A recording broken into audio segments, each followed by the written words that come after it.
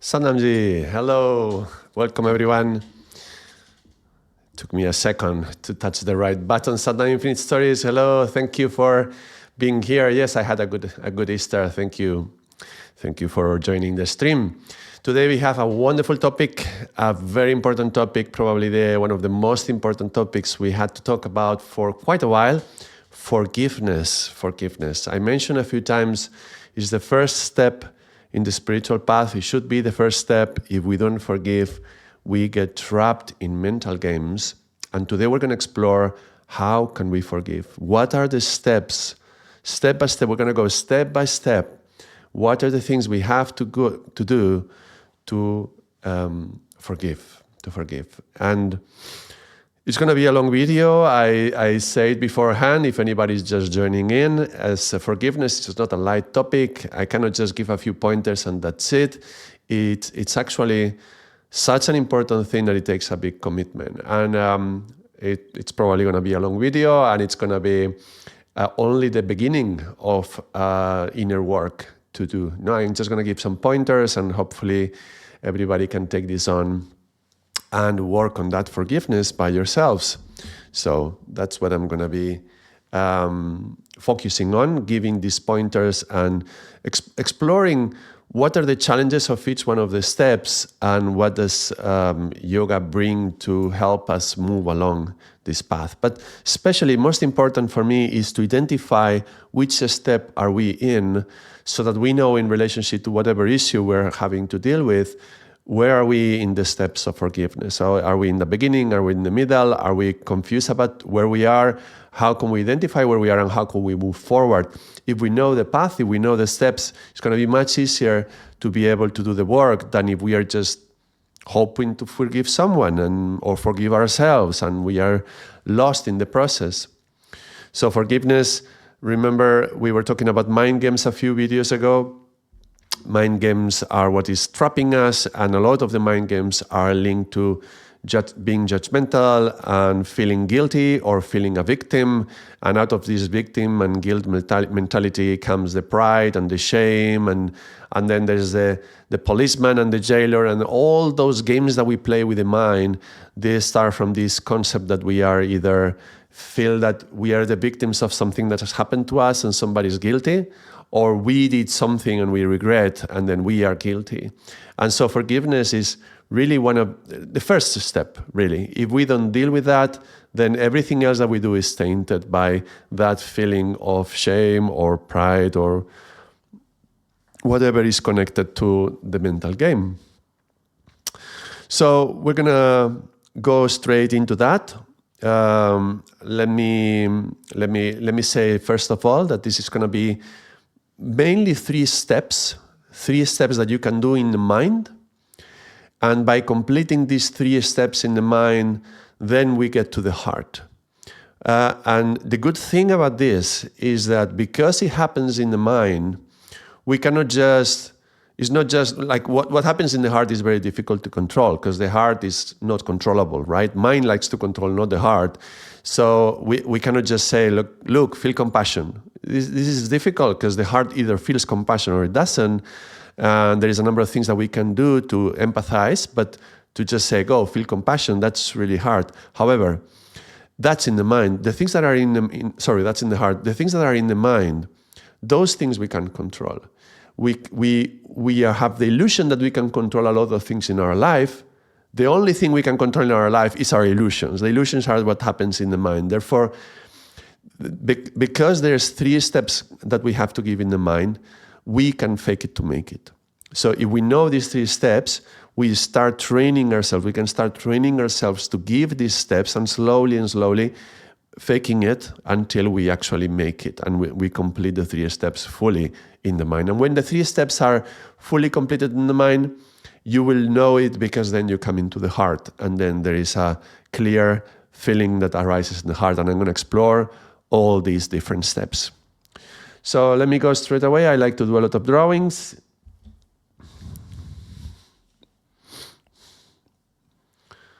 Let's put a title, Forgiveness.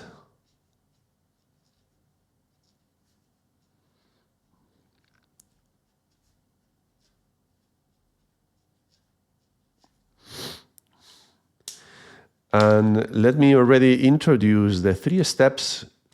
I will say that one starts with the R. I'm trying to keep the excitement and looking forward. What will it be? Another one starts with A. What will it be? And another one starts with A. And we're going to go, I'm going to explore, first of all, the first step is to recognize. We will see the other 2 in a moment. Recognize. So, recognize. I'm gonna go into every step, and I'm gonna explore what are the signs, the indications that we can find that we are in that step, and how can we move on to the next step. And I'm gonna take it very slowly. Again, I said it's a slow video, but the topic deserves this. Forgiveness is such an important thing. We cannot rush it. We have to go slowly, step by step. If you are watching right now, feel free to comment in the chat. Feel free to relate to what I'm saying, ask questions, whatever you feel about this. Today is mostly the theory of forgiveness and some pointers on how to practice it. Tomorrow I'm going to do a live stream with some practice, chanting a Shabbat to help us do part of these steps of forgiveness. But today is going to be mostly theory, so it's good to have a fresh mind. So pay attention. If you can focus on what I'm saying, this is important. So one of the things is we very often don't know that we are holding something that we haven't forgiven. That there is something in the subconscious that we are not aware of, and it's apparently, I'm fine, there's no problem, I'm okay. And yet there is something in us that is pulling us towards one of those mind games that we were exploring in the last videos. Yeah? I don't know if I need to show the image of the mind games, you remember? So something is pulling us towards the shame and the pride and the victim and guilt mentality. Now, often, because this is happening in the mind, and the mind has these layers in the subconscious we don't realize. And so for ourselves, the thing that we notice is that there is a certain numbness. Yeah? So there is a certain numbness, and it's what I like to say a fake neutrality. Fake neutrality. For example, let me give an example to make it more clear. I remember talking about forgiveness in a class, and there was one student who she had many troubles with her boss in the work, and it's an older lady, yeah, and she was struggling because he was very demanding and he was very, very toxic kind of person in the way of talking, in the way of communicating. And because she was her boss, she couldn't avoid working with her. And so what could she do? And at some point in the conversation, she said, I'm okay with her. I'm neutral. I found my neutrality and I don't care about her. And if she died today, I would be fine. And I immediately got that feeling, what? If she died today, you would be fine? Is that neutrality? She was like, I don't feel anything towards her. But that's not neutrality, that's numbness, right? If you get to the point where you say a comment like that about her, and I love this student, she's a really nice student. No, don't think anything bad about her. I'm using the example. I'm not even going to give a name, of course, but she's a very loving person, and in the moment, in the intimacy of the communication and the trust of the space that we were on, those words came out. And now that's a sign that there is some pain underneath. How can she say something like that, right? There's obviously not neutrality. She's obviously not neutral. She's obviously in pain in some way. And what we often do in our mind to deal with pain is we numb the area that has pain, right? We anesthetize it. So the first step in forgiveness, we need to recognize that there is something in us that sometimes it doesn't have to be like this, right? But if we recognize that there is an area that is numb, there has been some pain in there, and there's probably some grudge or some resentment or something that we are holding in relationship to that pain, or some regret, right? resentment or regret, they go very much hand in hand as well, like towards the others and towards myself. And if you can identify that, that's a sign that there is something to forgive. So that's one of the key elements that can show us that we are not recognizing, we are not seeing something that we need to forgive. I'm going to relate this to number 4. When we get to the number 4, we will see how is that connected to the 4. But I'm already introducing some numbers, even though I'm not going to explain why I use these 4.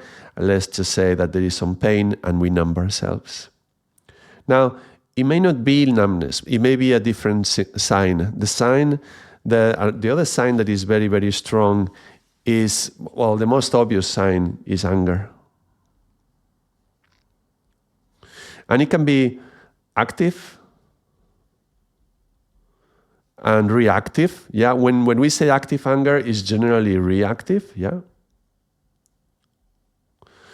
And it can be passive. Passive, like passive aggression, being passive aggressive. Somebody tells you something and you are already like, you throw your daggers, right? In a very peaceful but ching way. So passive aggression is a sign of some inner anger that hasn't been processed and is not coming to the surface. Again, something is hidden in the subconscious. And again, we need to recognize that is over there so that we can deal appropriately.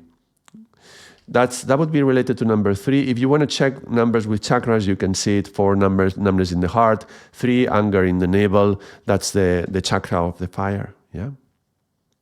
So some anger and some reactions. I think something that sometimes we can see a disproportionate reaction, right? You say something and the person makes a huge reaction out of that. And you're like, whoa, I just said this little thing and look at them. Well, that's a sign that there is some deeper anger underneath. And anger is a sign of something that hasn't been forgiven. And anger is an emotion that has a meaning, it has a purpose, evolutionary, from the evolutionary perspective. And we need to explore that purpose. But maybe it will come later. Maybe we will connect back to that later. At the moment, we are just learning to recognize the signs that there is something that we don't recognize, right? That there is something we need to forgive and we are not seeing it. So if we notice this anger, there is something behind. Where is that anger coming from? What are we angry about? What is the origin of that anger? That's going to give us pointers towards something that needs to be forgiven. Now, coming back to the second chakra, we will explore there is a certain behavior, neediness. Yeah, second chakra is about needs. So being very needy, very complains. When we are complaining about something or about someone or about something that happened in the past, I mean, the whole journey we are going to do today, everything about forgiveness is relationship to the past, right? We need to forgive something that happened in the past. So this complaining is typical, no? Looking at what happened and, look at this, look at that. This kind of complaining is a sign also that there is something in you that you're not happy about. And you are in tension and you are maybe even at war with that. So that neediness and the complaining, that's going to be another sign that there is something that needs to be forgiven. And going down to number 1, first chakra is connected to humility, but in this aspect, we're going to see the other version, the karmic version of humility, which is humiliation. And it can be like feeling worthless, like being very small and not being worth anyone's time, and feeling like, for example, somebody who is very willing to go and give help to others, but then the moment you need the help, you cannot accept when somebody is offering it to you. That's no, it's okay. I'll do it by myself. I'll manage by myself. That shows the one, yeah, by myself, by one. But then that's not really humility. That's like, I am not worthy of your attention, of your help, of your energy. So just let me be. And why would that be? Well, if you feel that some part of you feels unworthy, it's because there's something you have done that is wrong, right? Subconsciously, there is a thought that I did something wrong and I don't deserve your love. Remember, deserving, I'm not, that was one of the mind games. Let me just show 1 second, right? If you go, what the jailer of our mind games, one of them is I don't deserve, I'm not allowed, I'm not capable. And that's how we punish ourselves. We close ourselves in our own jail and we don't allow ourselves, for example, to receive love or to receive help when we need it. So being very keen to help others and not receiving the help, that's a sign that you feel undeserving of that. And therefore, there's something about you that you need to forgive. And it's good to explore what is that about. Let's remember also that all of this, even though it's happening in the mind, and the mind likes to operate in rational ways, most of these patterns originate in our childhood. And our adult discerning mind hasn't been formed yet. As children, we take things in and we don't analyze them very well, and sometimes we make assumptions which can cause us a lot of pain in the future. So, for example, when something happens to our parents and we may feel that that's our guilt, that we did it, and we are guilty of that for some reason, yeah? That's the naivety of children, which is the dark side of the innocence of children. So the karmic version is naivety. The dharmic is innocence. But then somehow maybe the parents split up, for example, right? Or the father is not around. And then the little girl is like, my father is not with me because I'm not worthy of his love. So he doesn't want to be with me because it's me. It's about me. I mean, maybe you are even 2 years old or 3 years old, and you're already establishing this kind of subconscious core value that is going to affect all your life, and it has nothing to do with you. It has to do with your father and your mother, the family, the circumstances, the karma, the society. Who knows? Maybe misunderstandings. Who knows what is in the middle? What we know is that he wasn't there. It has nothing to do with the child, but the child will take it in and will feel maybe it's something I did wrong. And therefore there is that guilt behind the head. And that guilt is going to affect everything. Like, for example, this feeling of very, lack of self-worth. So when we detect these 4 things, one of these 4 things, these are pointers that there is something that we need to recognize. We need to recognize something that has happened and that we haven't forgiven. So this is not a recognition. These are the signs that we need to recognize something else, right?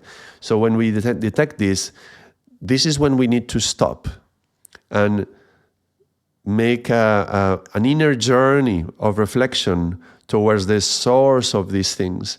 And I'm not very keen on going to the past because I like more, focusing on the future.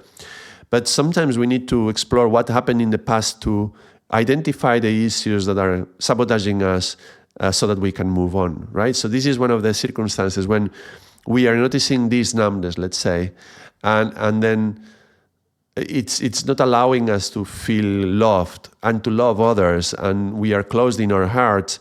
Well, it might be worth going back, and we may need to do this through therapy. We may need to do this through a professional. That may be possible, may be necessary, or not. Maybe just by doing yoga and meditating and doing some spiritual discipline, it may arouse, it may heal naturally. That can also happen, But in any case, when we detect these 4 things that identify this numbness, this anger, this neediness, this worthless, when these things arise, this is the moment to stop.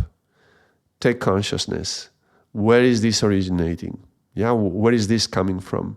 And recognize the pain that is there. I remember another situation, another circumstance with another student, and she was talking about her father, but the way she was talking, I could detect some karmic side of some of the words she was using, right? like I just mentioned, innocence and in naivety, that sometimes she would say a word and there was the karmic side of it. And so I tried to explore how was her relationship to him, and she went, no, everything is fine with my father. But the way she was saying it, there was like something hidden.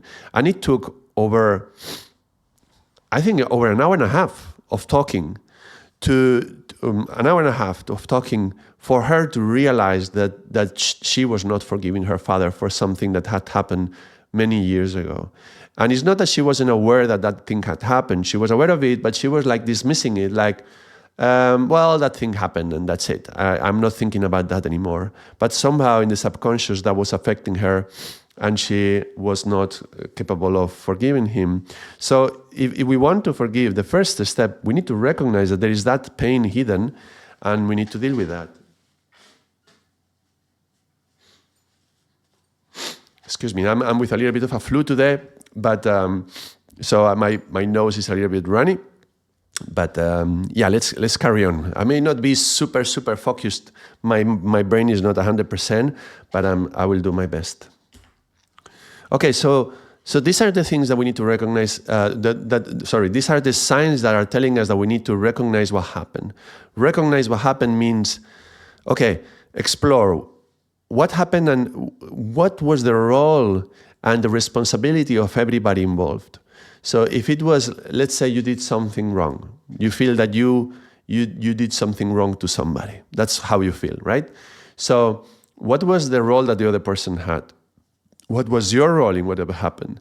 And what was my responsibility? And what was the other person's responsibility? Recognize means to look at everything that happened. This is employing this number 7. When we started with the number 7, I was talking about how 7 is the platform of elevation and being high, to look around. Yeah. So this is the step where we need to look at everything that happened very slowly, very consciously. And just by bringing consciousness, that's already going to start changing what we feel about what happened. Not what happened, we cannot change what happened, but how we feel about what happened. Just by bringing consciousness to that, it's already starting to transform it. Like the adult person who looks back and feels, well, when I was a child, I felt my father left the family because I was not deserving of his love. And then you as an adult look back and come on, that's not a rational thinking, that doesn't make sense, and there's probably a lot more things behind. So you're already starting to deconstruct those values and those thoughts just by bringing awareness to it. So the awareness, the recognition, the seeing of what happened, that's already that's the first step to changing anything. Always in life, recognizing something, being aware of something is the first step to changing it. If you are not aware of every element that was around that story, we cannot deal with that. Yeah. So I'm going to write in green the steps that are going to help us move forward to the next step. Yeah. So we can say this is kind of like a box.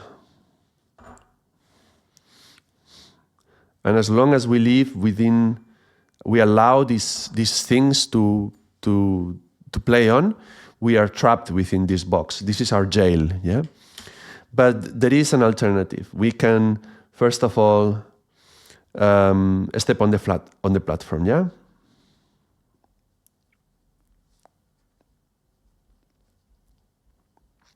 And to really see everything that happened. So become aware and conscious, yeah?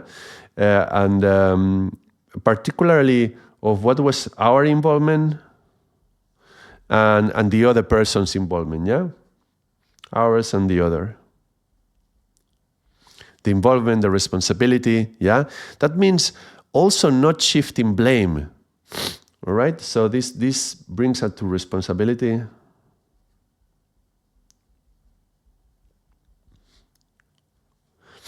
Now, responsibility is one of the key ingredients to maturity, and we can see that it's gonna be helping us all along the way, the whole path of forgiveness. But it's important that we recognize what was our role in whatever happened. Yeah, not to punish ourselves, not to self-punish. Yeah, oh, it's because I did that. And then keep punishing yourself. We will go to the next step in a moment. Yeah, but first of all, okay, what was I responsible for? What really was I responsible for?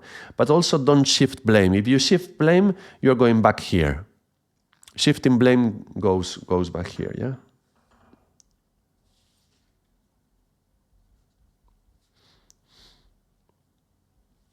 Because remember, the name of the game is blame and shame, yeah? Is like feeling, actually pride as well, yeah? But this shaming, blaming, naming, shaming, remember this game that the police does? As soon as we start thinking, oh, the other one, look at what they did to us. It was horrible. Look at what my father did, my mother, my sister, my whatever, my lover. This is a way to shift blame. Now, the path of the spiritual path, the dharmic side, the dharmic line, is not going to involve blame. It's going to involve responsibility. So there is no guilt, there's responsibility. And that's going to be key. We're going to come back to this a few other times. So all this is basically to say that we want consciousness. Neutral consciousness, yeah?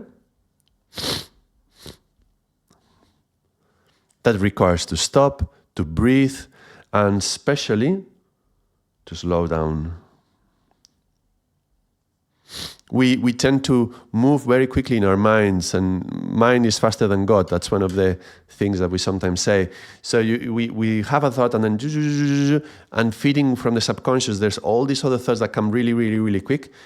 Slow down. Yeah, this is where meditation helps. Slow down. What happened? What did really happen? What do we really know that happened? How was I responsible for what? And just bring your consciousness very, very slowly to that. And now, as you're exploring what happened, this is the what, you will identify what is the karma in that. Yeah? What is the karma? So let's say something happened. We have to explore, when we do forgiveness, there's many kinds of forgiveness, but most importantly, there is two. Forgiveness towards myself and forgiveness towards somebody else. So maybe you are blaming someone, or you are blaming some high divine force, God, or you are blaming yourself for something that happened. Now, when you are doing one of those two, we have to approach it from the both ways. So, okay, something happened. What is the karma of that? Now, if we were involved in the situation, you and I, that means it was both our karma. We both had to go through that. And it was probably a different karma from your perspective and from my perspective. Let's say I did something that harmed you. So I had the karma to go through experiencing the guilt and the regret and all the shame or whatever came after that, right? And somehow I did that, and I have to deal with how to clean my consciousness of that. On the other side, you had that thing done to you, and it was your karma to receive it, right? By the way, if I'm doing that, I'm going to have to receive it in the future. It's going to come back to me. So that's a seed of a karma that I'm planting for the future as well. But also, like, if you are receiving that karma, it's because you had it in you already, because you planted the seed before. So if I'm slapping you, I'm going to be slapped afterwards, right? And if I'm slapping you, it's because you slapped somebody before. Like, metaphorically speaking, it doesn't have to be slapped necessarily, but kind of like that. Excuse me.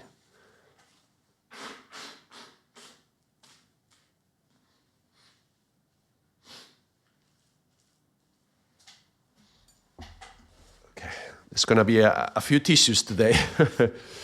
All right, so... And when we are looking at the karma, the reason why we do that is for a number of things. One is to make the whole situation more impersonal. Because it was, yes, the other person was in the story, but they were just being a vehicle for your karma, okay? So we will explore this more in the second step. But it's like they are part of the story, and they had to be, somebody had to be there.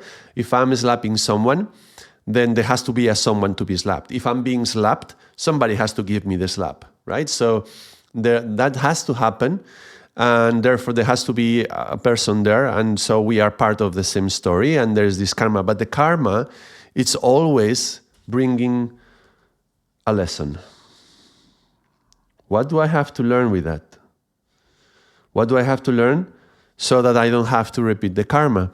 Now, if we are slapped and then we react and we punch the other one, now we are perpetuating the karma, because if we are slapped, it's because we were slapped before, and that's just our karma that is coming back. Now, if I punch you now, then somebody will have to punch me. So can we receive the slap and don't just react immediately? No, not get all the anger out, but just stay for a moment and just say, okay, this is karma. What is the lesson that is in this karma? Because if I don't learn my lesson, the karma is going to come back again and again and again. So as long as we don't clean the karma, and that means receiving that lesson, we are going to perpetuate this. Now, because we want to get out of the cycle that traps us in this jail, we need to learn the lesson of this karma. And then there is something else as well. Remember when I mentioned that a child who, her father goes away, and then a little girl thinks, well, it's my fault. Maybe I'm not good enough for my father to stay.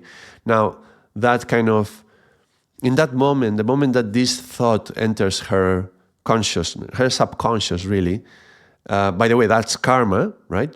But the moment that happens, the innocence of the child dies, right? There is a part of the innocence, yeah? Children are innocent. There is a certain innocence to them. And the moment we start to accept things which are not ours, naively, yeah, with the naivety of the karmic side of the innocence, then we lose that innocence. You see, we are talking about forgiveness. If we talk about forgiveness, it's because we feel somebody's guilty. If somebody's guilty, it's because they are not innocent. So in the game of forgiveness, in this thing that we are working on, somehow, at some point in our lives, our innocence died.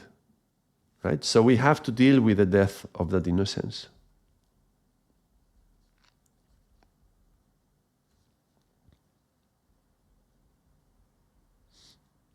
Particularly, I'm talking now when we feel guilty of something, yeah? So, and if it's not us who did the thing, if that thing was done unto us, let's say you are a child and you are a little girl or a little boy, and something happened to you, and you feel the victim of that thing that happened. Maybe you were abused, or somebody took advantage of you, whatever happened. Again, the innocence dies, because the innocence is linked to a certain purity. And when you feel that something is done unto you that is impure, that innocence, that purity is lost. Yeah, the moment that somebody is maybe you were bullied in school, and a part of us again is like, well, if they bully me, it might be because I do something wrong, or because I am wrong, which is a big leap from I did something wrong, but it's huge, because this is a self-identification with the wrongness, yeah? It's not that I did something wrong, but I am wrong. Maybe I am wrong. If all the children in my school are laughing at me, or they are pushing me about, maybe because I am wrong. And that thought, even though you are the victim, at that moment you would identify with the role of the victim, again, the innocence dies. Because innocence is supposed to be pure. So, in some way, when we have an issue that we have to forgive something, and we need to recognize what happened, we need to recognize that the innocence died. And now, when innocence dies, we have to deal with this. We have to deal with the death, very much like when a person dies. There's going to be 5 stages to this. I'm sure most of you already know this is Elizabeth Kubler-Ross. She wrote a book. I think it was a book, Stages of Grief. So if we think about grief, there's 5 stages. The first is denial. Second is anger. Can you see well? Yeah. The third one is where we try to bargain with God or with some higher authority. We try to negotiate. It's just a way to try to regain control over what happened. Then comes some form of depression or deep sadness. This is when the mourning starts. Yeah, when you have accepted that whatever happened is final. When you're bargaining, you're trying to change it. Yeah, but depression is when you have accepted it happened, something died, somebody died, and then comes this deep sadness, and eventually you can come to acceptance. Yeah, this is acceptance is when you're ready to move forward. Ready to move on. Yeah, this is the morning. Bargaining is about control. Yeah. So, do you notice something? Denial, the anger is the reaction, yeah? And the denial is the numbness. Do you notice the numbers and the anger? So when we are falling into these four aspects that are trapping us in our jail, yeah, we are expressing in a very unhealthy way because we don't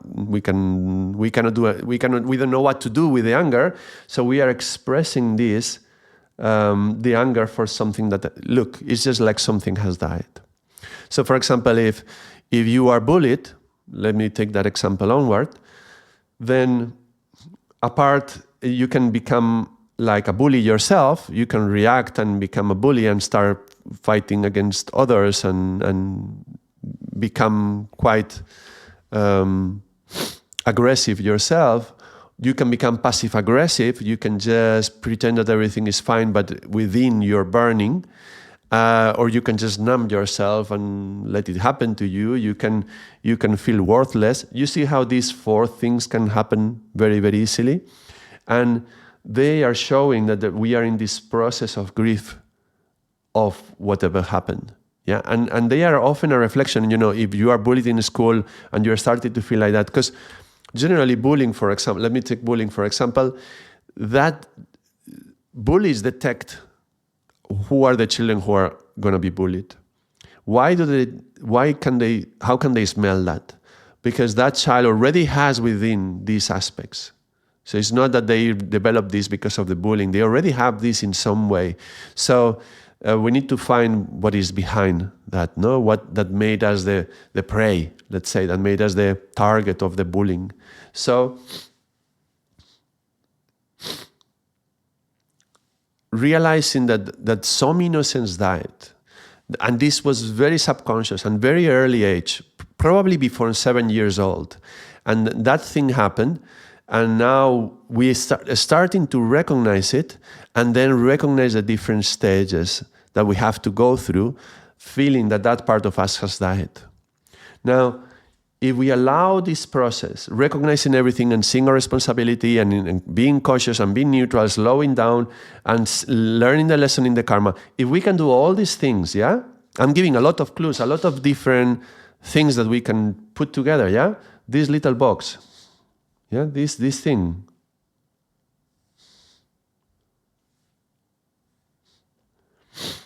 Is gonna help us move on to the next step.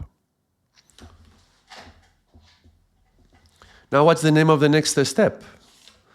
Everyone, if you are watching right now, if you need me to slow down, if you want to ask something, feel free to write it in the chat, yeah? Otherwise, I will carry on and assume that you are agreeing and understanding with what I'm saying. Well, the next step, I'm already giving it here. There is this acceptance, yeah?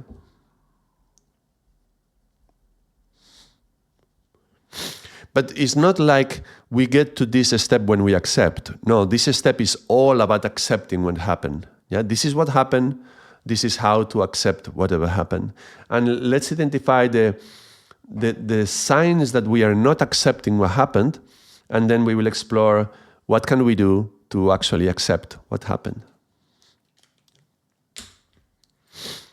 So, I mean, it's obvious. If something has happened, the opposite of acceptance is rejection. You reject it. You feel that was wrong. Whatever happened was wrong. Yeah, if that person took advantage of you or said something nasty about you or they lied and now you are facing the repercussions.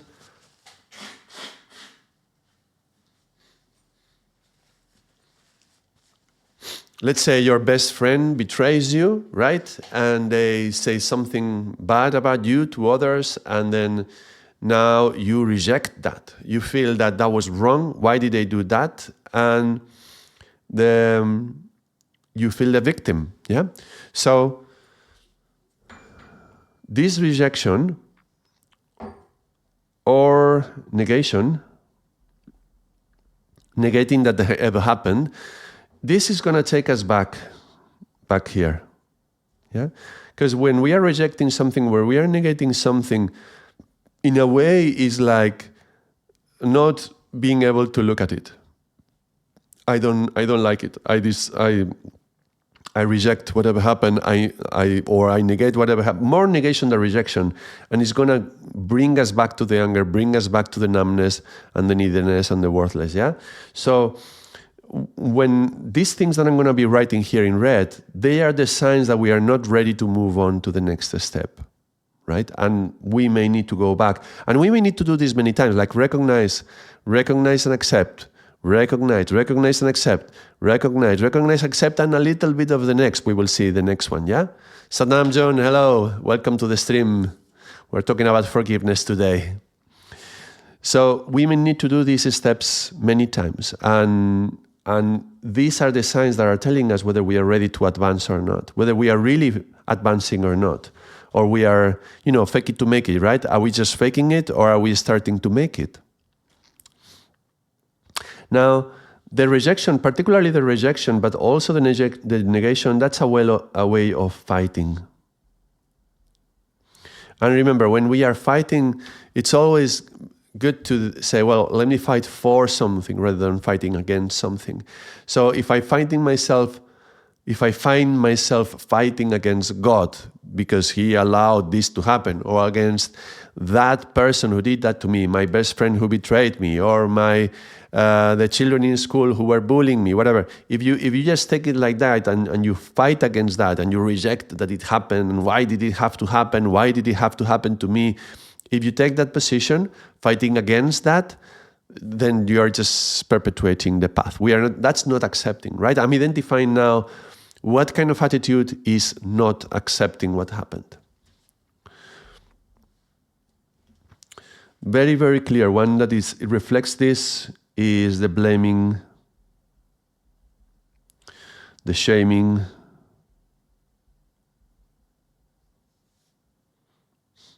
yeah. So the blaming and the shaming, and it can be towards myself or towards others. This is a way to show that I'm not taking responsibility. Remember, we have to take this responsibility. Well, if you're trying to accept and you notice that you keep blaming yourself for something, that's not taking responsibility. That's blame. Yeah, blame is not responsibility. So this is the opposite. Yeah. But also not taking responsibility for our karma, right?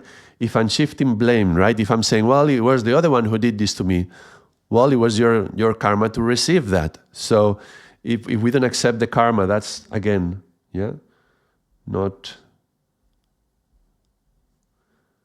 take responsibility. Yeah, let me put it here between brackets.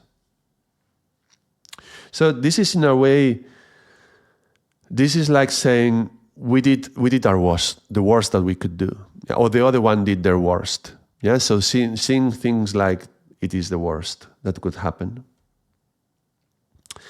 And but if we say, well, it was my karma. What could I do? I had to be bullied in school, so yeah, I could do nothing. I was a child. I mean, that's the beginning of acceptance, but actually it's not really acceptance. That's called resignation. And it's like a shadow side to acceptance. It looks like acceptance, it feels a little bit like acceptance, but it's not the right kind of acceptance.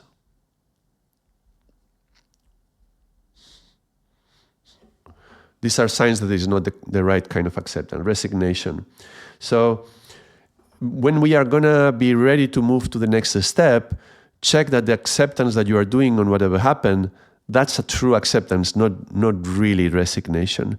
Otherwise, we're gonna find in the next step there's gonna be some red things here, which are gonna bring us back to here or to here, are gonna show us that we were not ready to move on. But again, it's fine. It's fine. If we are not ready to move on, we are faking it to making it. So we may feel that we are accepting, and actually we are more in the resignation than the acceptance.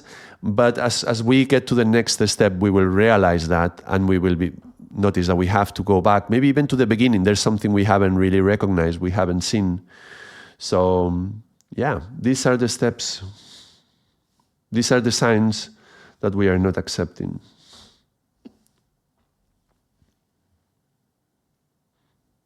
Yeah. So what is the things that we can do to accept? What are the steps that we can give? Let's go for the green.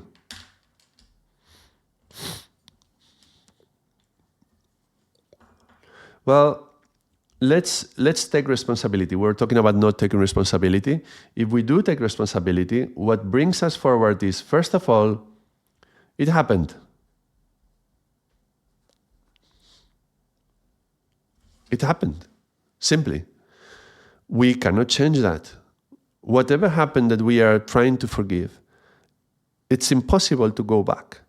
There is nothing that can compensate us for whatever happened. There is no possible get something back to replace what we lost, to compensate for the years that we suffer, for the pain that we endured. There is nothing that can happen. It happened already. We cannot go back. We cannot go back to the innocent state. This is, remember, when we reach the depression, is because we mourn that innocence, because we cannot go back to having it. In a way, there is a possibility to regain our innocence.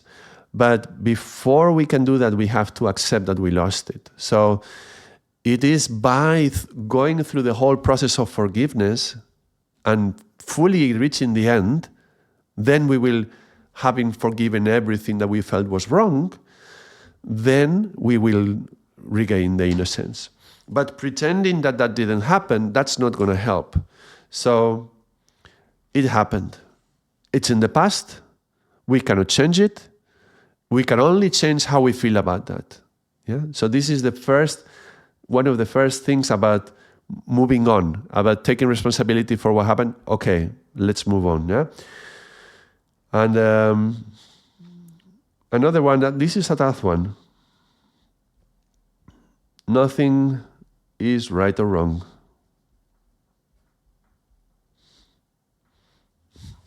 Now there is a certain morality, a certain ethical code that we can follow, and yoga tells us a lot about this with the yamas and the niyamas from Patanjali and the principles, the spiritual principles.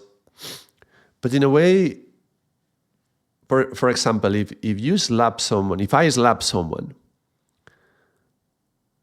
can I go back and feel how wrong it was to slap someone? Well, okay, it happened already. Going back to say, oh, I did wrong, I have to be punished, and then, the mea culpa, the hitting myself for that. That's actually, first of all, if I already slap someone, that's going to come back to me.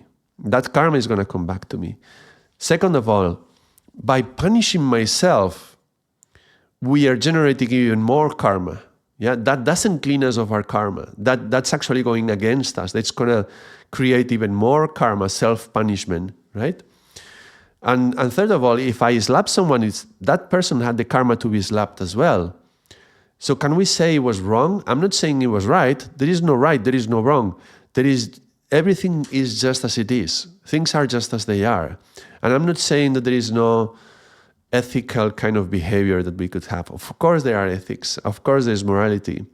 But going back to something and say, oh, she was wrong or he was wrong or they did that, most of the times the situation is just that we cannot see the global image. We cannot see the cosmic perspective, let's say. Because I'm being slapped, right? If you are bullied in school, the example that I was giving, well, we don't know what we did in another life. If we could go back, zoom out, and see in the perspective from previous lives to now, everything that we have done, then we would see that now what is happening to us is just a consequence of that. Now, is that right or is it wrong? Neither. It's just what it is. It happens, right? Things are as they are. So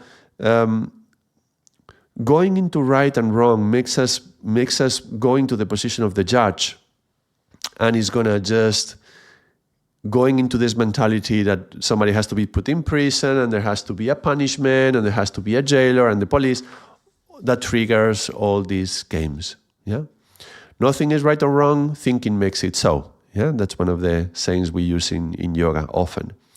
So if you remember, the one thing that could take us out of this feeling that something is right or wrong was the judge reaching the conclusion that it's fine. Whatever happened, it's fine. Whatever karma happened is fine. I'm not saying that we are not responsible for what happened. I'm not saying that we can slap someone and say, well, nothing is right or wrong. No, excuse me, you're going to have a karma. You're going to have to deal with that karma. There's going to be a consequence to that. What I'm saying is, it already happened. Yeah, try to now compensate for what happened. That is never going to work. No amount of compensation will ever fill up that void and will ever make you feel satisfied. Because the one who feels the need for compensation, that's that little monster within us, that the complainer aspect within us, the victim. That's what we call the hidden self. That little monster in us is never satisfied. It always wants more. It always wants more compensation. And sometimes, when you see somebody who goes around life expecting people to do things for them, yeah, this narcissistic behavior, they feel the center of the universe and everybody has to do what they want. And they will even manipulate you into thinking that you are doing something wrong if you are not doing what they want, this gaslighting behavior. That comes out of this same pattern. So nothing is right or wrong.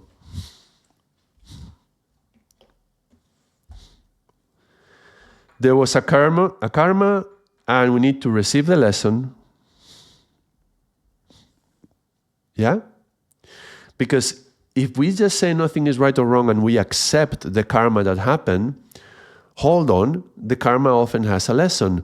Don't just take it and not learn anything, because that would be like throwing the baby with the bathwater, right? If something has happened, don't react, become conscious, accept what happened, all right. I'm not saying dismiss it, I'm not saying forget, we are saying forgive, we are never saying forget. I'm not saying give a blank check to the other one if they did something to you. They have responsibility as well. But what I'm saying is, whatever happened was triggered by some karma. Learn the lesson so you don't have to experience it again. That is one of the keys, that we need to fulfill here. Now, one of the things that helps us, if something happened to us, let's say somebody slaps us, your best friend betrays you. Okay. One of the things that helps for the acceptance of whatever happened is to think in this way. We betrayed someday in the past, okay, or in another life. And now this karma is coming back to us. And it's coming back to us through our best friend. And that's really painful, yeah? But the best friend, this person, they are just the vehicle for my karma. This karma has gone out when I betrayed someone. Now it's coming back to me. Somebody's betraying me. And I can identify it personally with the person that is in front of me, or I can just receive it like this is my karma. So if I can just neutrally receive it as this is my karma, then this is like saying, well, they are just the vehicle for my karma, and don't take it personally. For example, if you are in the bus, somebody steps on your toes, you can get angry, you can push them, you can insult them, you can say, you are so careless, why are you doing this? And have a big reaction, create a fight in the bus, and then create even more karma for next time. Or you can just take the pain, realize it was just a karma, that you had stepped onto somebody else's toes, physically or figuratively, and now you're receiving it, and it's coming through this person. It's not their fault, right? Nothing is right or wrong. It's just karma, and it's just passing through this person. So they are just a vehicle for the karma. So this, seeing the other people as vehicles for your karma, that's a useful way to, when you are operating in the life and something you don't like, something is an unpleasant experience, taking it impersonally, taking it like it's not them, right? It was something that had to happen.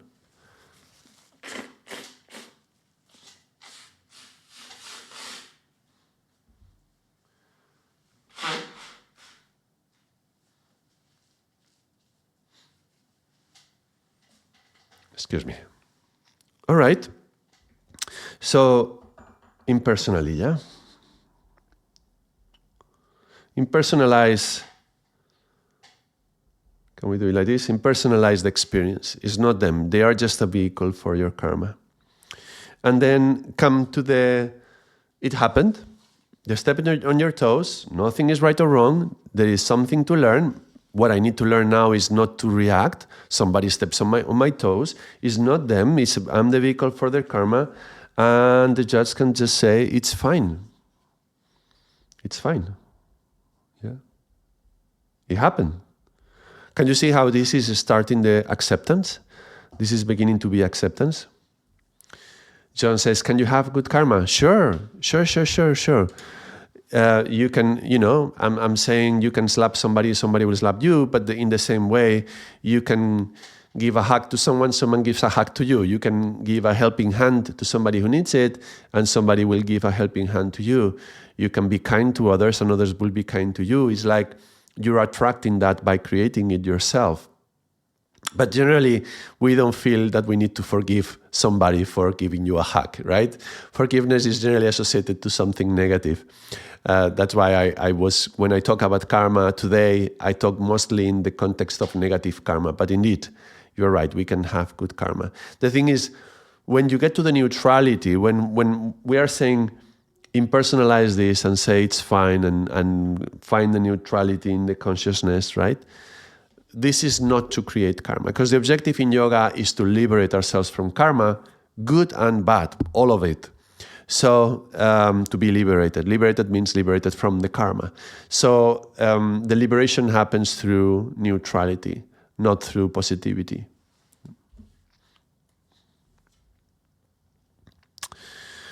So it's fine. It happened. It was unavoidable. It was inevitable. There was nothing I could do. And that's it. There's nothing to do. Yeah. I was powerless. I couldn't change it. Even if I wanted, you are walking in the bus and you step onto someone's toes. And now I stepped onto someone's toes. I'm sorry, but the other one is having this big reaction, and you're like, well, yeah, I did it, but it's their karma at the same time. And I don't know, maybe I didn't see what I was going, but it could be just that they needed this karma. They needed somebody to step on their toes, and I'm just passing by, and the universe decides that the bus is going to move a little bit. I'm going to shift my weight, and I'm going to step on their toes. Is it my fault? No.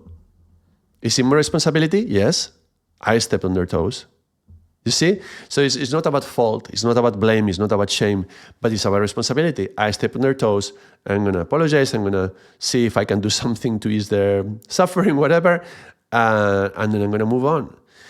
Then spend the whole day feeling guilty because you stepped onto someone's toes. Why? For what? It's not your fault. It happened, right? It's not fault, but there is a responsibility. I take on responsibility. I do what I have to do. You are invited to your neighbor's house to, I don't know, let's say the postman gave something to you because they were not around, so they gave you a package, and then you want to give it to them, and you ring on their bell, they are back. Oh, the postman left this. Oh, can you put it here? And then you are moving to leave the package, and then you touch a vase, and the vase falls on the ground and it breaks. Well, was I responsible for that? Yes. Am I to blame? No. It's just a vase broke. Did I purposefully take the vase and broke on the ground out of my spite for the person? No, it's just an accident, right? But I was there. And the accident might have been because of me. Maybe it was because to opening the door, the wind just caught the vase. I don't know, but it doesn't matter. I am right there. Yes, I'm responsible. What can I do? I'm very sorry. Was it an important vase? Can I replace it? Can I buy a new one? There is no compensation, but if I can do something, I broke it, I pay for it, right? So this is the difference, right? It's not about blaming. I'm not going to feel the whole day terrible because I broke the vase. It just happened. And it can be, at the moment, you can feel quite bad about it. I remember being a child, and I went to a concert. I was a musician back then. And I wasn't playing in this concert, so I was watching, but I was very, very used to helping and tidy up all the instruments after a concert. And particularly what is the percussion, they need a lot of help with. There is a lot of percussion in classical concerts. And often when they are not professional artists, they are young people, they have to do the work themselves. So it's good for the other instruments to help. That's just courtesy, right? So I was watching the concert and I enjoyed the concert. At the end of the concert, I went back, I was saluting my friends, and I offered to help. I didn't have to do it, I was just offering it because it's part of our tradition. However, one of the instruments, a marimba, one of the percussionists had bought a new instrument, and it was quite expensive. And it was brand new. And we had to unpack everything and put it into a truck. And I offered to help. I went there and I started unpacking the marimba, and I never done it with that instrument before. We didn't have that one in our band.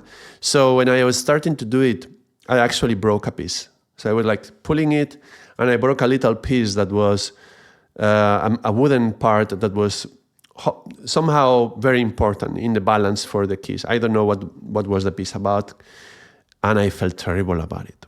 And I felt very, very, very guilty. For a lot of time when I would see this guy, I would be because it was his new instrument, it was very expensive, he was so excited to have it, and I go there the first day, the first concert, I go and I break it. But now looking back, it's come on, give yourself a break. I'm saying to myself when I was young, right? I mean, it was karma. And I was unfortunate enough to be there at that time, in that moment. So I was the vehicle for the karma for this guy. Well, I mean, it's my responsibility. I offered to pay. I mean, he said he would fix it himself. He would do a new piece of wood. I don't know. But we cannot do any more, right? We take responsibility for our actions, and then we let it go. Now, this let it go, this is one of the key aspects that are going to help us carry on and move on in this process. Yeah. So we can let it go because we know that whatever happened, we did our best. Even if we did that mistake, we weren't consciously doing that. And even if we said something nasty, even if we slapped someone, even if you stole something, that was the best that we could do at that time. And that could have been, not our ideal behavior, right? We may have learned a lot and grown a lot and be in a very different position right now. But can we say that what we did that time, that was not the best that we could do, given our upbringing, given our situation, our circumstances? In a way, if somebody comes to steal your house, can you say that they are not doing their best in a way? We cannot, because who knows everything that's happened in that person's life for them to be where they are right now. So when we are with the resignation and with the blaming and the shaming, we are saying something like we did our worst.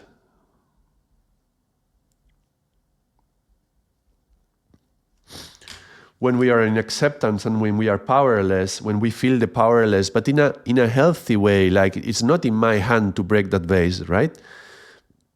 I didn't move the bus, I stepped on someone's toes, but I was powerless to avoid that. So we did our best. And in a way, everybody does their best. And somebody's best can be really, really poor, right? You can see a young mother abandoning her child and or treating, I don't know, drug addict or whatever. You can look at that and have a holier than thou attitude and feeling like, oh my God, that's so horrible. People, what are they doing? But come on, maybe they are doing their best. This is a different perspective to look at it, looking at they are doing their best. All right. So taking it in this way, with these ingredients, not with resignation. Remember, resignation is a sign that is not fully accepting, yeah? This is going to help us move to the next step. Let's go. I hope you are ready to move on. Recognize, accept, and agree.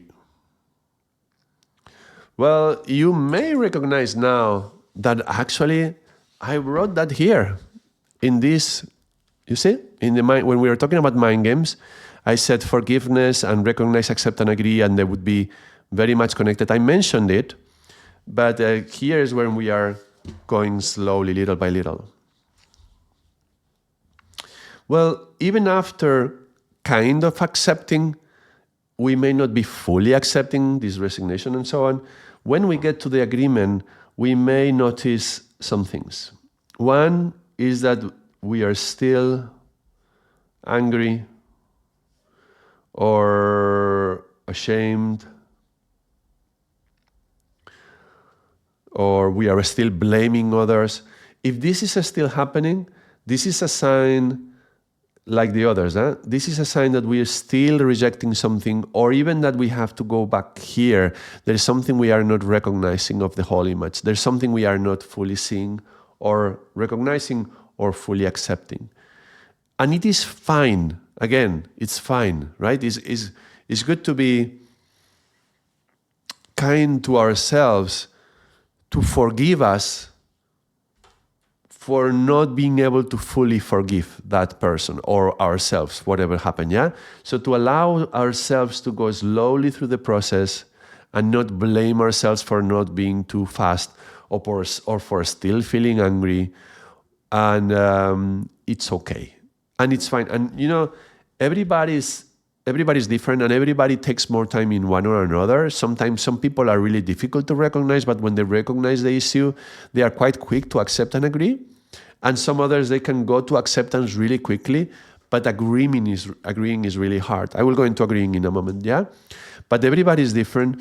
And look, even if you fully recognize, accept, and agree on a mental level, you may recognize, accept, and agree, and then the next time you are with that person, your gut may clench, right? So even though you are on the mind, you're already making it, fake it to make it, yeah? You're already making it, but there is an instinctual, biological level, a cellular memory, if you wish, that is already still reacting to that person. And that may take time, because there's like an impulse, yeah? It's like a car that's going straight, and then you are turning a corner in your life, literally, right? You're turning a corner, not literally, figuratively, right? You're turning a corner, but then, the car is still going in that direction. So there is this impulse that is taking you. So you are forgiving someone, you're recognizing, accepting, and agreeing, but the impulse is still there. So the belly is still clenching in relationship to the other. May happen for years after we do the full process on the mind level. So it's okay. Even if we are still angry, we are still ashamed, we are still blaming, in a way, others, it's also okay. It's fine. And fake it to make it. Slowly, slowly, little by little, one by one, we're going step by step. Yeah. Now, we may accept whatever happened. We may accept that something happened, but still feel that it was a mistake.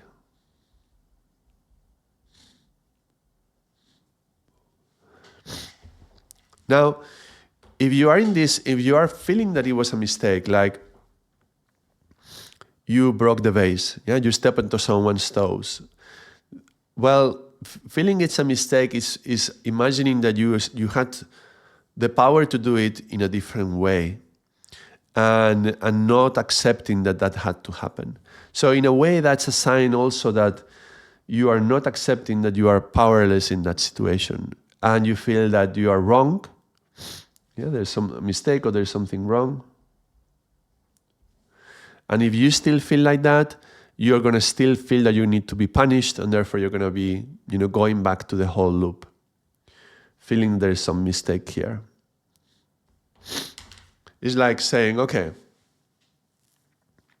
my best friend betrayed me, and it's so painful.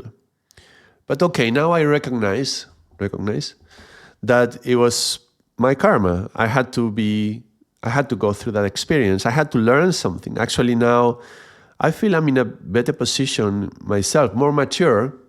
I don't expect certain level of behavior from some people, an absolute perfection according to my standards, whatever. So I can accept that he did that, but I still think it was wrong.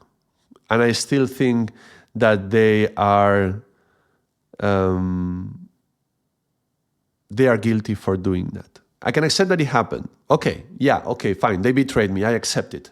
But they were the ones who betrayed me. You see? So you're still putting the blame on them. And that is a sign that you're not forgiving them. So you can recognize and accept, but there is no agreeing that it had to happen. This is agreeing that it had to happen. Yeah? So you may detect some form of resentment still.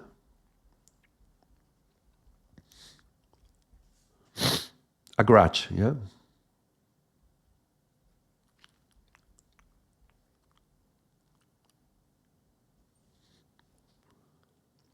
There is a certain part of us that says, why me? Why did it have to happen to me?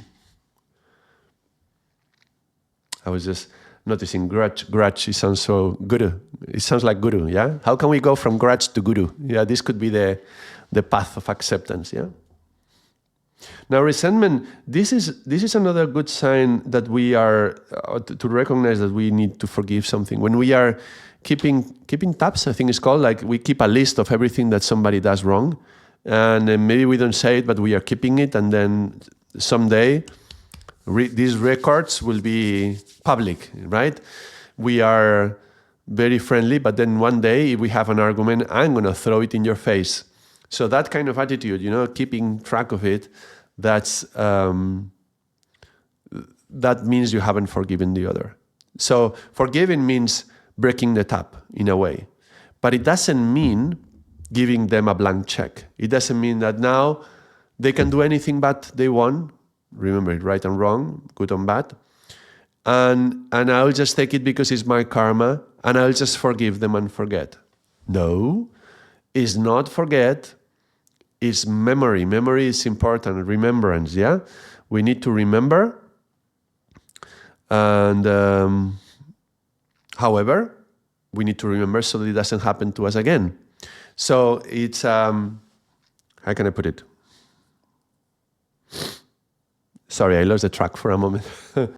I noticed my head a little bit heavy with this kind of flu that I have. So, where was I? Okay, let's move on. I don't know where I was. Okay, so These signs, oh yeah, keeping tabs, yeah? So it's not giving them a blank check. This is not about saying, well, I'm just gonna forgive anyone for whatever they do to me, and I am the punching bag everybody can, I'm the one everybody steps on. No, that would be a sign of this worthless, feeling little, and I can be the punching bag for everyone. That's not a recognize, accept, and agree with a high kind of forgiveness. Forgive? Yes. Forget? No.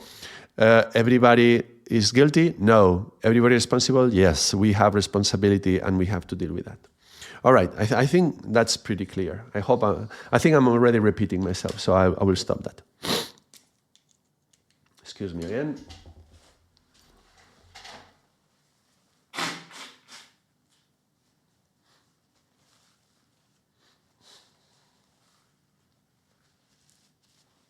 All right. So, well, what's the opposite of this? Why me? Why did it have to happen? The opposite is not only it happened, but it had to happen. It had to happen means that I agree that thing had to happen. It was necessary for me to be conscious of that, to realize what happened and to learn something from that. Not only just, oh, it's my karma, but actually that was necessary. It was necessary, yeah, it had to happen, necessary for me to grow. If I am betrayed by my best friend, and that triggers a number of consequences in my life, and somehow I can learn from that experience and not feel horrible about it, but actually grow and, in consciousness, in compassion, in self-worth, in not going into self-pity. If I learned to do all those things out of that experience was wonderful because I learned all those things.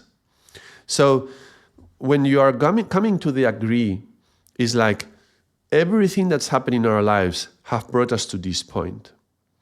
And here is the key. Do you like where you are right now? And I'm not saying you cannot be better. I'm just saying where you are right now. Of course, we can always improve our lives, right? But how can we guarantee that we would be where we are if those things had not happened? We cannot. We are where we are because of what happened. So if you appreciate yourself, if you learn to love yourself in the many facets that you have, in the gifts that everybody has, we have to realize that those things have been maturing. The sword is tempered, and it is hit with a hammer, right? The hammer blows are necessary for the sword to become strong and flexible. So life gives us blows, and that's necessary as well. So are you going to keep blaming the hammer for making you a good sword, or are you going to forgive the hammer and appreciate the nice sword that you have become? And this is where the agreeing happens. This is where saying, well, if I could go back,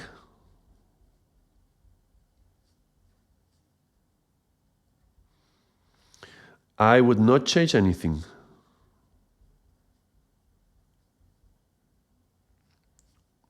Anything. So this is to me, this is one of the key questions that you can ask yourself at the end of this whole process.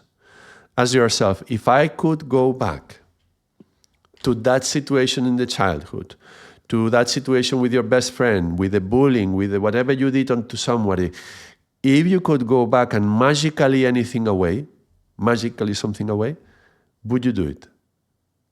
If the answer is yes, you would remove something because you suffered a lot and you feel bad about that.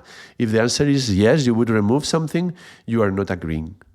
And that's a sign that you have to go back to recognize or to accept. The agreeing is, I like where I am. thanks to all those experiences right now where we are having this conversation, talking about this point, super important in life, learning to live outside of the jail of our own mental games, critical thing in life, learning to be a master of my own mind. Can you guarantee you would have gotten to this point without that experience? We cannot. I would not change anything of what happened in my life. I wouldn't even know, if I changed the smallest thing, maybe I would not have my 2 beautiful daughters that I have right now. I'm talking personally, right? How could I change anything in the past? If that thing had changed, maybe that thing had changed, I would be in that other place. I love where I am. I love my daughters. I love my life. I love that we can have this conversation. I am amazed of these teachings that have coming to my life. How can I change anything? How can I not forgive everything then? If I accept everything that has taken me to where I am, how can I not forgive everything that happened? So, if I could go back, I would not change anything. And this is a way of taking the cosmic perspective. And agreeing. You see, if we zoom out in my life, now I perceive that I am where I am because of everything that happened. And it may sound very corny, yeah, and I understand. It's very new agey, very kind of hippie happy, I like to say. But come on, it works, right? That's it. This is the key, right? If I could go back, I would not change anything. And then if I would not change anything, can I then let go? Let go and let God, we say, yeah? Can I let go of the pain, of the suffering, of the holding grudges, of the taking notes of everything that everybody does wrong? And if I can let go, this is when the giving comes. We give the forgiveness. Forgiveness is a gift. Forgiving is a gift of giving. It's like a present. A present is something that you give now, in the present. And you let go of the past. You let go of everything that you are not forgiving to live in the present, to present what's coming. Live in the present towards the future. This is it. This is it. This is where you let go. This is when the mind is ready to do the giving, the forgiving, and it's over. And when you do that, where does this go? This goes into your heart. If these 3 steps happen in the mind, when you complete these 3 steps, the consequence is one more step, big heart. It's called gratitude. After going through all these steps, the whole process, if you can accept that everything that happened had to happen for a reason, for you to be here right now, then you realize there was a reason for everything, nothing was wrong, everything was meant to be, and then you can say, thank you. We say, attitude of gratitude. And that's when you come into the heart. That's when the heart opens to flow of love and gratitude. That's when you don't have to look back anymore. That's when you can look from the present towards the future. You don't hold grudges. You don't hold these lists of everything that everybody does wrong. But let's not forget, we are not forgetting what happened.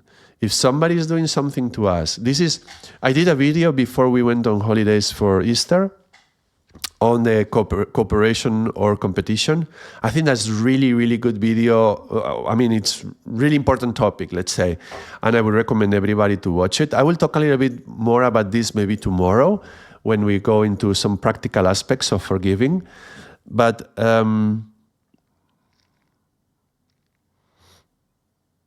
if somebody is not cooperating with you, let's say, because this is what happens.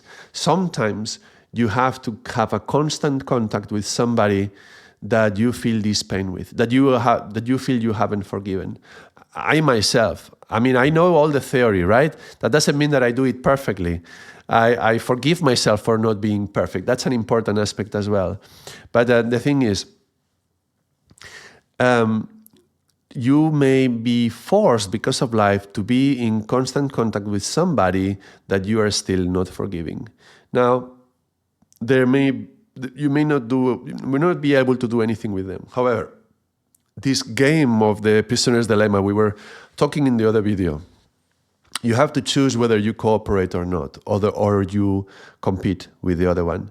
Competition in this context, I don't, maybe is not the best term to use, but sometimes with some people, you don't have to be open-hearted and yes, and cooperating and being, helpful and kind and nice and all that, because you are just opening the doors for somebody to come and betray you again or whatever has to happen.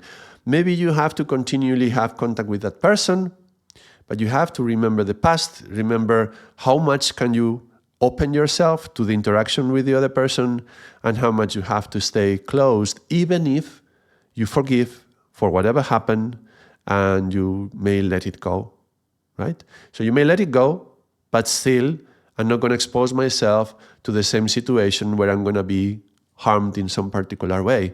Then otherwise I would not have learned anything, right? So learning also means remembering the past, forgiving the past, being in the present. However, I'm not going to be an idiot, right? I'm not going to let others abuse me or something like that. That would be like I'm not learning anything. So that's one thing I wanted to mention. I will talk a little bit more about the different attitude with people when we have to constantly keep in contact with other people. How can we do it in a healthy way?